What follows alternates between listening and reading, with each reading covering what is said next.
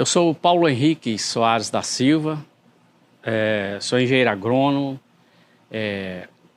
com mestrado e doutorado em entomologia, sou pesquisador da Embrapa há 45 anos, trabalhando com feijão calpi e outras culturas do Nordeste. Relativo a feijão calpi, nós temos várias pragas que são consideradas as principais.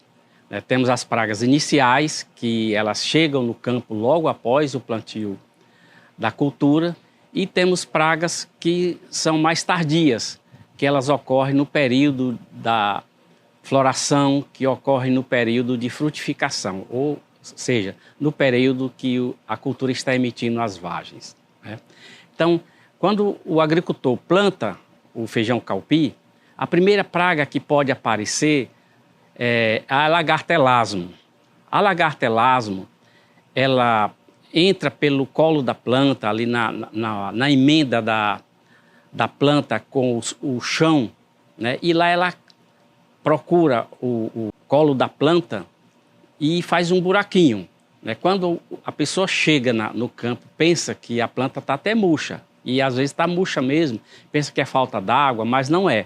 É porque ela, quando penetra na planta, ela começa a se alimentar da parte interna da planta. E ali, quanto mais ela cresce, mais aumenta a galeria onde ela vai se alimentando. Então, essa praga, no começo do plantio do feijão calpi, ela pode causar muito prejuízo, porque cada planta que ela atacar é uma planta morta. Então, quando ocorre esse ataque da lagarta elasmo, o produtor tem que procurar uma orientação do engenheiro agrônomo para fazer a aplicação de um produto para controlar essa praga. Porque cada planta morta, como eu disse, é uma planta que não vai produzir e vai acarretar perda na produção da cultura. Outra praga que vem logo no início do plantio são as vaquinhas. A vaquinha, o sintoma é característico nas folhas, porque elas fazem um buraquinho nas folhas. Então, quando são poucos insetos que se alimentam das folhas, não tem problema nenhum, porque a planta, no início, até o florescimento, ela suporta até 40% de desfolha. Então, o produtor pode muito bem olhar e fazer um cálculo no olhar para ver qual a percentagem de folha consumida, e daí ele tira uma conclusão se deve ou não fazer um controle. Um dos problemas mais sérios das vaquinhas é porque elas são transmissoras de vírus. Então, o produtor deve procurar aquelas variedades que a Embrapa está recomendando, porque normalmente elas são cultivares resistentes ao vírus. Então, se ele está plantando uma variedade que é resistente ao vírus, ele vai só se incomodar com a questão do consumo da folha. Então, se a vaquinha está ali consumindo as folhas e não chegou a 40% no consumo da folha, então não precisa aplicar inseticida. Agora, se passar desses 40%, principalmente quando a planta começa a florescer, aí é necessário fazer uma aplicação de um produto, para controlar a vaquinha. Então, nesse caso, também recomendamos a consulta ao engenheiro agrônomo, que vai orientar o produtor ao produto que for correto para ser aplicado. Após esse período, é mais comum ocorrer pulgões também. O pulgão é um inseto pequeno, vive em colônias, e ele suga a seiva da planta.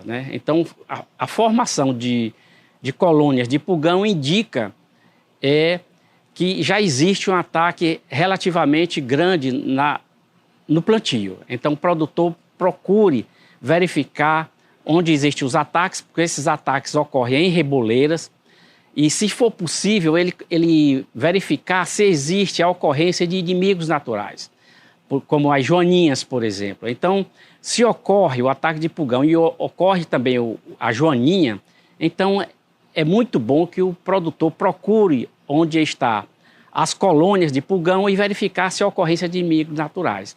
Normalmente, o prejuízo é maior quando ocorre 60% de plantas atacadas dentro do campo.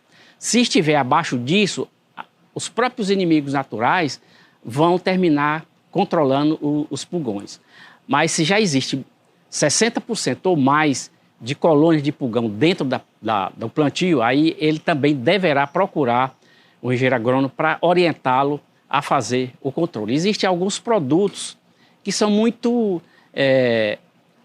caseiros para controlar o pulgão. Por exemplo, ele pode ser controlado com óleo vegetal, né? Existem esses produtos no comércio de produtos agrícolas que já estão prontos para ser aplicados, né? Então, a consulta ao engenheiro agrônomo ele vai lhe orientar para saber como é que aplica esses produtos. Após a ocorrência de pulgão, pode vir também a ocorrência de percevejo. A ocorrência de percevejos normalmente é no período reprodutivo da planta, quando ela emite flores e emite as primeiras vagens, né? Então ali começa a aparecer os percevejos, né? Então existem várias espécies de percevejo que ocorrem na cultura do feijão calpi, e o produtor também tem que verificar a população desses insetos, né? Então, verificar na ocorrência nas vagens, né? Porque eles preferem as vagens. E lá, quando eles vão se alimentar, eles colocam o seu aparelho bucal nos grãos e terminam fazendo com que aqueles grãos sejam perdidos.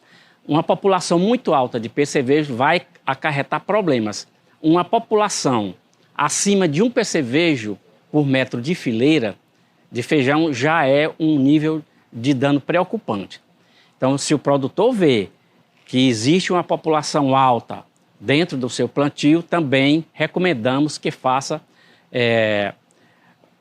procure uma orientação do engenheiro agrônomo para ele poder verificar se a população do percevejo, daquele inseto que está ocorrendo no momento, está no tempo de fazer o controle e qual o produto que ele vai controlar, qual a recomendação que ele faz.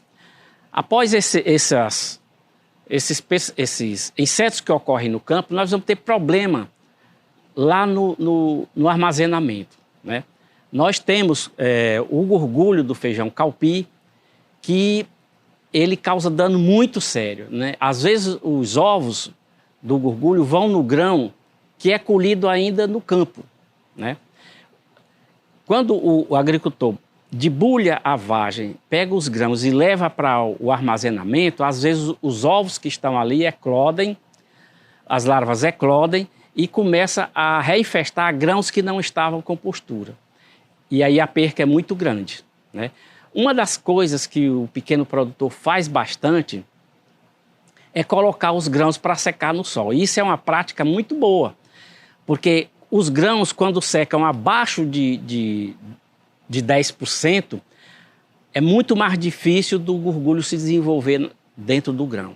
Concluindo, nós queremos dizer aos produtores de feijão calpi que nós aqui da Embrapa estamos à disposição deles. Qualquer pergunta pode ser feita através do serviço de atendimento ao consumidor, ou então ele pode, se estiver aqui por perto, visitar-nos, que todos eles serão bem recebidos.